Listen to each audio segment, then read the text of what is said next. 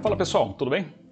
Meu nome é Adriano, eu tenho 49 anos e eu estou iniciando meu mestrado. E aqui eu vou contar um pouquinho de como está sendo esse desafio todo, que é voltar a estudar depois de quase 20 anos fora da universidade. Ai, o microfone não cai, filho, fica quieto. Gente, nesse episódio, que é o episódio 1, eu vou contar um pouquinho de onde veio essa vontade toda de estudar. Tá? Eu tô olhando um pouquinho para baixo aqui porque eu tô com a minha colinha aqui embaixo no meu notebook, tá bom? E eu acho que não dá para começar essa história sem contar um pouquinho de como tudo começou, né? Lá do início, né? Eu venho de uma família simples, né?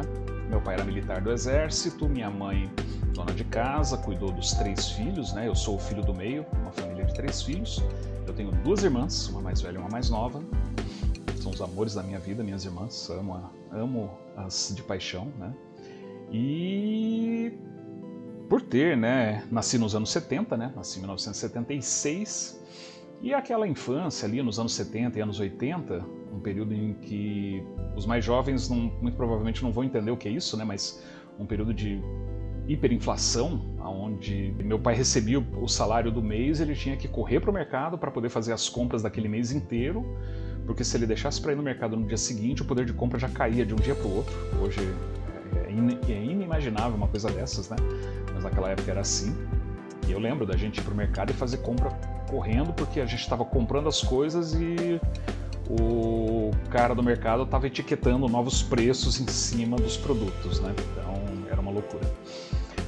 Mas enfim, então a gente sempre viveu uma vida estável, né? A gente sempre teve muita estrutura familiar, mas nunca teve luxos. Nunca tivemos luxos, né? Nunca me faltou nada, nunca faltou comida, nunca passamos necessidades absurdas, mas também nunca teve luxos, né? E justamente por ter essa característica, eu nunca tive oportunidade, ou nunca tive grandes oportunidades de estudar em escolas particulares, por exemplo. Eu nunca fiz um cursinho pré-vestibular, não tinha a menor possibilidade de eu fazer isso. Comigo sempre foi tudo na raça, né? Então, se eu queria estudar, eu tinha que ir lá e fazer por conta própria, né? Bom, sempre fui muito bom aluno, eu sempre gostei de estudar, né? Eu sou muito curioso, eu sou muito atento, eu presto muita atenção nas coisas e sempre gostei de estudar. Então, eu fui aquele tipo de filho que nunca deu muito trabalho para os pais para poder estudar, né? E justamente por isso, principalmente a partir de uma certa idade, eu conquistei dos meus pais uma certa confiança de que eles não precisavam se preocupar comigo, que eles sabiam que eu ia estar me esforçando ao máximo ali para tirar minhas notas, né? E ao mesmo tempo eu sempre fui uma criança muito nerd. Eu era muito nerd. Até hoje eu sou muito nerd, tá? Eu acompanho o canal de ciência, eu adoro ciência, eu adoro aviação. No outro vídeo eu... Não foi no vídeo anterior, não. É no vídeo que vocês vão ver na frente, que eu já gravei na realidade. Eu tava com a camisa do Aviões e Músicas. Eu adoro aviação, então eu sou muito curioso. Sou muito nerd. Muito nerd. Né? Eu era tão nerd que uma vez, com 16 anos de idade, a gente foi fazer uma visita no Instituto de Física da USP. E já naquela época era aberto, né, para alunos secundaristas, né, alunos do ensino médio, na minha época era colegial, visitarem e despertar nos alunos o interesse de repente, ir estudar física, né? E muito provavelmente eu era o único aluno da minha turma que sabia o que era um acelerador de partículas. E tinha um acelerador de partículas lá na USP. Quando eu questionei o aluno que estava recepcionando e apresentando o instituto pra gente, né? Ele ficou surpreso de pensar, porra, um moleque de 16 anos sabe o que é um acelerador de partículas? Como assim, né? Enfim, esse é o nível de nerdice que eu tenho, tá? Mas eu sempre fui, então, muito bom aluno, né? E até por ser muito bom aluno, eu tenho uma história bastante curiosa, né? No último ano do ensino médio, eu nunca fiquei de recuperação na minha vida. Eu passei todos os anos sempre, passava direto, sempre com notas não necessariamente excelentes, mas com notas boas, né? Nunca fiquei de recuperação na minha vida. No 3º ano do ensino médio, quando eu estava fechando aquele ciclo, eu fiquei de recuperação de química. Foi um choque, foi um trauma para minha mãe, principalmente, tadinha. Ela ficou muito brava comigo, né? Meu pai me deu uma bronca também. Mas foi bom para eu aprender que eu não sou infalível, né? Que a gente não é infalível. Então, valeu a experiência. Né? Bom, minha formação. Eu fiz o ensino fundamental e médio em escola pública, estudei minha vida inteira em escola pública. Em paralelo ao ensino médio na escola pública, eu fiz também um curso técnico em contabilidade. Eu brinco que eu tenho a formação mais pouco ortodoxa que vocês possam imaginar, tá? Então eu fiz curso técnico em contabilidade numa escola no interior de São Paulo. Depois eu fiz faculdade de pedagogia, nada a ver, né? E posteriormente eu fiz uma pós, lato sensu, em gerência de projetos, tá? Trabalhei com TI a minha vida inteira, trabalhei com informática praticamente a minha vida inteira. Estou há mais de 30 anos trabalhando aí nesse mercado de TI, no ramo de TI. Né? E essa formação muito diversificada, eu acho que veio também da minha curiosidade de querer fazer coisas diferentes, de fazer coisas novas, né? E principalmente a gerência de projetos, que foi uma coisa que eu descobri enquanto eu estava fazendo a faculdade.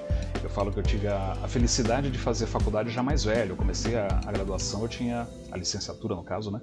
Eu tinha 25 anos de idade. Né?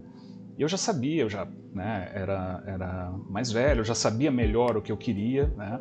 Se eu tivesse feito faculdade quando eu era novinho, muito provavelmente eu teria feito TI. E eu não teria me dado bem. Porque eu descobri ao longo do tempo que eu gosto de TI, mas eu gosto muito mais de dar aula, mas muito mais, nem comparação. E eu não tenho muita paciência para programar, então eu definitivamente seria um programador frustrado. Né? Enfim, então essa é a minha formação, né? E então curso técnico entre os anos de 1992 e 1994, graduação eu fiz entre 2001 e 2004, ou seja, 10 anos depois, né, de ter saído do ensino médio, né, praticamente, e fiz o vestibular estudei um pouco, não muito, mas estudei um pouco só, e não fiz cursinho para vestibular nem nada, e passei em 7º lugar no meu curso, né, que eu achei muito bom para mim, acho que foi um resultado muito legal. De novo, eu sou nerd, eu reconheço.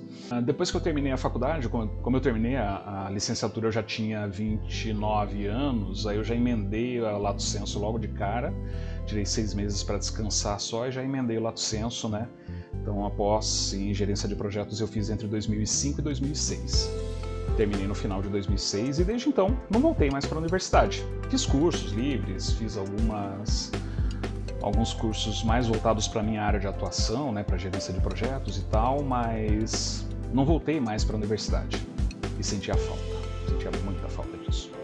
E os meus caminhos profissionais me levaram para isso. Então, virei um gerente de projetos, né, e atuo desde então, aí, desde um pouquinho antes de eu me formar, na realidade, eu já estava trabalhando, não era gerente, mas já estava trabalhando com projetos e praticamente aí de 2012, 2013 para cá, o tempo todo praticamente só gerenciando projetos, né? Enfim, o que eu quero dizer com tudo isso? Eu quero dizer que, apesar desses caminhos diferentes que a minha vida profissional me levou, eu descobri muito cedo que eu amo educar. Eu amo educar, eu amo educação.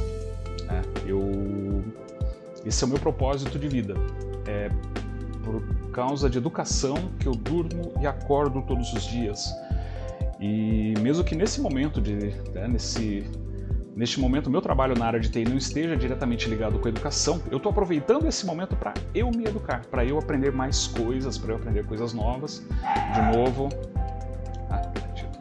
quem tem falado aí, né? Quem tem agido mais.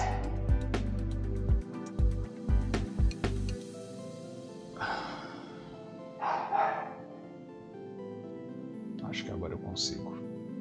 Bom, vou tentar encaminhar aqui já para o final desse vídeo, que senão, se eu for ficar contando história aqui, eu sou filho de mineiro, eu adoro contar história, tá, gente? Então, se for deixar, eu vou ficar até amanhã de manhã contando histórias aqui, né? E já são 11h45 da noite, é tarde. Então daí veio esse meu desejo por querer fazer um mestrado, né? Eu tinha o desejo de fazer o mestrado antes de ter começado a graduação. Quando eu comecei a graduação eu já percebi que a minha escolha foi a mais acertada para mim, fazer pedagogia fez toda a diferença. Foram 4 anos muito sofridos, corri pra caramba, eu já era casado, minha filha era recém-nascida quando eu comecei a faculdade, né? Aliás, eu comecei a faculdade, ela nasceu, foi no primeiro semestre, né, no comecinho do primeiro semestre, minha filha de abril de 2001. Então foi muito corrido, foi muito duro trabalhar, estudar e cuidar de filho pequeno, não foi fácil. Minha ex-esposa teve um papel fundamental nisso, então não tenho nem palavras para agradecer tudo que ela fez por mim. E eu vou tentar fazer esse finalzinho aqui sem muita preguiça, tá? Sem muita emocionar, sem ser muito emocional demais, ok? Queria fazer alguns agradecimentos, né? Então, acima de tudo, agradecer a minha família, meus pais, né? Meus pais sempre acreditaram em mim, sempre me incentivaram muito a estudar mesmo, né? Eles não tendo uma educação formal tão longa, eles sempre me incentivaram a estudar, eles sempre exigiram que eu, né, me dedicasse para os estudos e eles são incríveis. Então, seu Davi, Dona Hilda, vocês são incríveis, vocês são demais. Então, seu Davi, Dona Hilda, esse mestrado é por vocês, tá? É por vocês também, é por mim, mas também é por vocês que eu estou fazendo isso, tá? Meu muito obrigado a vocês. Minhas irmãs, que acho que indiretamente também, né? Sempre acreditaram em mim também, mas que indiretamente também apoiaram nesse processo, né? Então, Aline, Ariane, amores da minha vida, obrigado, né? A todos os meus professores que cruzaram a minha vida, os bons e os ruins, todos, sem exceção, tá? Que cruzaram a minha vida e que me ensinaram muita coisa, não só, né, no sentido da aprendizagem formal, mas também no sentido de saber identificar o que era bom e o que era ruim num processo de aprendizagem. Isso é incrível, tá? E especialmente eu queria agradecer ao Antônio Lauriberto da Silva, professor Lauriberto, que foi meu professor de física nos 2 últimos anos do ensino médio. É um cara incrível, um professor espetacular, tinha suas aulas sempre todas muito bem planejadas, muito bem organizadas, ele organizava o quadro de uma maneira impecável e ele sempre tinha tudo planejado, ele tinha uns cardzinhos que ele organizava assim, que ele deixava tudo arrumadinho, e aí ele levava o card, e aí ele ia preenchendo a lousa. Era incrível. Eram aulas irretocáveis, uma didática espetacular, e foi a minha inspiração. O Lauriberto foi minha fonte de inspiração para ser o educador que eu fui, que eu sou até hoje. Então, Lauriberto, a última vez que eu falei com ele, ele era coordenador do CLQ Objetivo em Piracicaba. Não sei se ele está por lá ainda, tá? Se esse vídeo chegar até você, Lauriberto, eu vou tentar mandar o link desse vídeo para você. Saiba que isso aqui, você também teve uma influência muito grande nessa minha decisão. E eu já tive o prazer e a oportunidade de te falar isso, né? Numa mensagem que eu troquei contigo. Eu fui resgatar a mensagem agora há pouco aqui, foi em 2014, faz 11 anos. E eu nunca mais voltei a te procurar, Lauriberto, me perdoa. A vida minha foi sempre muito corrida, então não dava muito tempo, tá? Então, a todos os meus professores, obrigado. Lauriberto, muito obrigado. Você é um cara espetacular. Bom, outro agradecimento que eu queria fazer é ao PMI São Paulo. Você vai falar, ué, PMI, Instituto de Gerenciamento de Projetos? Como assim, né? O PMI São Paulo, em 2016, em 2015, na realidade, eles começaram a planejar um curso que era um curso para a formação de educadores em gerenciamento de projetos. Eu tive o prazer de trabalhar na organização desse curso, no planejamento desse curso, e eu fui o gerente de projetos da primeira turma. Eu era, então, aluno e eu cuidava de todo o operacional da turma ali, né? Para a realização daquelas aulas, né? E foi uma experiência incrível. Eu conheci professores maravilhosos, eu conheci educadores espetaculares. Todos os professores que deram aula e que dão aula até hoje nesse curso são incríveis. Então, PMI São Paulo também, muito obrigado. Esse curso chama-se AFIGP, Academia de Formação de Instrutores em Gerenciamento de Projetos. Se você não sabe o que é AFIGP, vai lá no site pmisp.org, dá uma pesquisadinha lá, tenho certeza que você vai gostar. Tá? Muitos dos meus colegas de AFIGP foram para a academia depois, foram fazer mestrado, doutorado, né? Mas enfim, AFIGP e PMI São Paulo, muito obrigado, né? as pessoas que atuaram direto ou indiretamente para que isso acontecesse nesse momento tão especial da minha vida. Então, meus gestores de hoje, meus gestores do passado também, né? De hoje, de sempre, tá? Então, muito obrigado aos meus gestores aí que também estão me apoiando nesse processo, né? O meu amigo Rodrigo Navarro, esse cara tá fazendo toda a diferença nesse momento. Obrigado, Rodrigão. Né? E todas as pessoas que sempre acreditaram em mim. Né? E é isso. Então, sem muito emocional, sem muita preguiça aqui, né? Vamos terminar esse vídeo que já tá bom, né?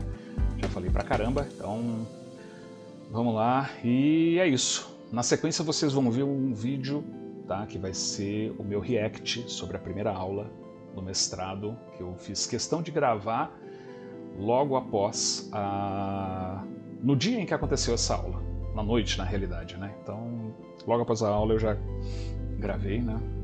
Ah, e a coisa mais importante que eu não falei, puta, Adriano, como é que você esqueceu disso, né? Que mestrado que eu tô fazendo? Caramba, eu tô fazendo um mestrado em administração pela Universidade Federal de São Carlos, pela UFSCar, aqui no campus de Sorocaba, onde eu moro.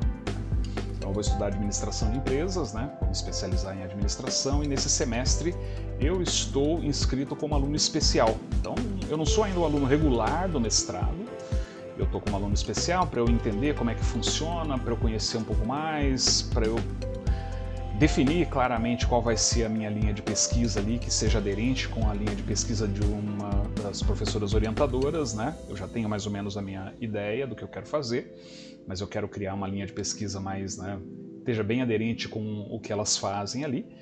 E é isso. E nesse momento eu estou fazendo apenas a disciplina de gestão estratégica de custos, né? Isso que vai ser debatido aí ao longo desse semestre todo, né? Bom, nos próximos vídeos eu vou contar um pouquinho então também do processo formal de admissão no curso de mestrado, né? Então, alguns detalhes, algumas dicas. Eu não vou colocar nesse vídeo porque esse vídeo já está muito longo, isso aqui já vai ficar muito grande. Eu queria fazer um vídeo de uns 12 minutos e eu acho que vai passar em muito disso, meu Deus, tá?